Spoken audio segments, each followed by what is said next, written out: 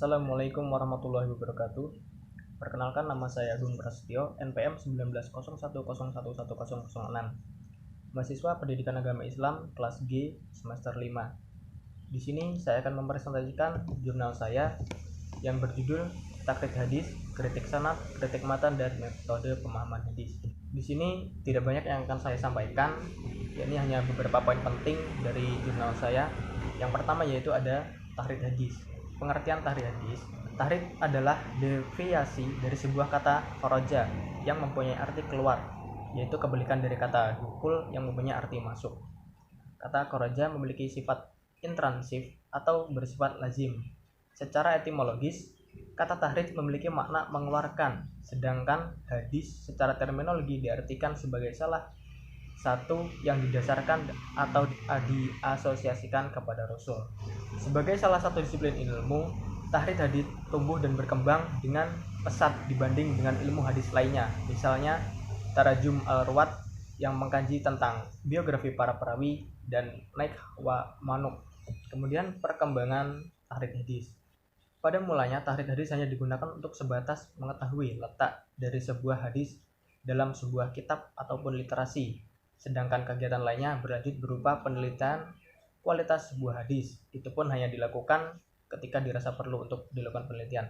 Artinya sebenarnya tahrid hadis berhenti ketika kita telah mengetahui sumbernya, yaitu berupa kitab atau hadis yang menyebutkan hadis tersebut beserta sanadnya.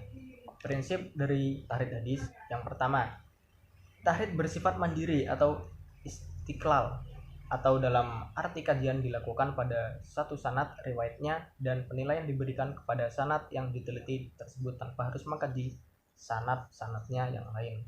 Kemudian sebanyak mungkin informasi yang terkait dengan hadis yang sedang ditahrid itu dipaparkan semuanya. Tahrid hadis dilakukan terhadap sebuah riwayat sehingga penilaian hanya diberikan pada satu perawi, yaitu satu periwayat tersebut. Terakhir, dalam menilai seorang perawi, standar masing-masing ulama itu berbeda, sehingga harus menelusuri lebih dalam jika terjadi perbedaan pendapat mengenai kualitas perawi. Materi selanjutnya itu tentang kritik sanad. Sanad berasal dari bahasa Arab yang artinya adalah sandaran atau pegangan. Memiliki bentuk jamak yakni asnad.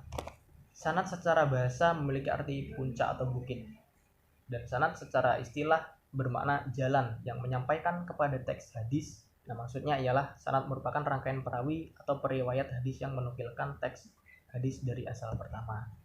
Materi selanjutnya tentang kritik matan. Definisi kritik matan. Dalam bahasa Arab, kata kritik diistilahkan dengan naqd, yang pada bahasa lain memiliki makna kritik.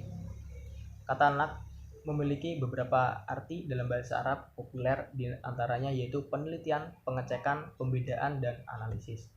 Sementara dalam bahasa Indonesia, kata kritik sering diartikan sebagai tanggapan, pertimbangan, penilaian, dan analisa mengenai suatu hal. Urgensi kritik matan. Nah, tidak hanya kritik hadis. Kritik terhadap matan hadis pun sangat penting untuk dilakukan, sebab hadis Rasulullah adalah salah satu bagian dari sumber ajaran umat Islam dalam sebuah konteks, posisi, dan fungsi hadis terhadap Al-Quran. Kritik matan memegang peranan yang sangat penting dalam pengajian kritik hadis setelah kritik sanad. Kritik matan sangat penting karena makna suatu hadis Nabi berhubungan erat dengan kesahihan matan. Demikianlah presentasi dari jurnal saya yang dapat saya sampaikan. Apabila ada yang kurang jelas, nanti bisa ditanyakan pada forum diskusi di LMS IAIN Metro. Sekian dari saya akhiri. Wallahul muwaffiq ila aqwamit thoriq. Wassalamualaikum warahmatullahi wabarakatuh.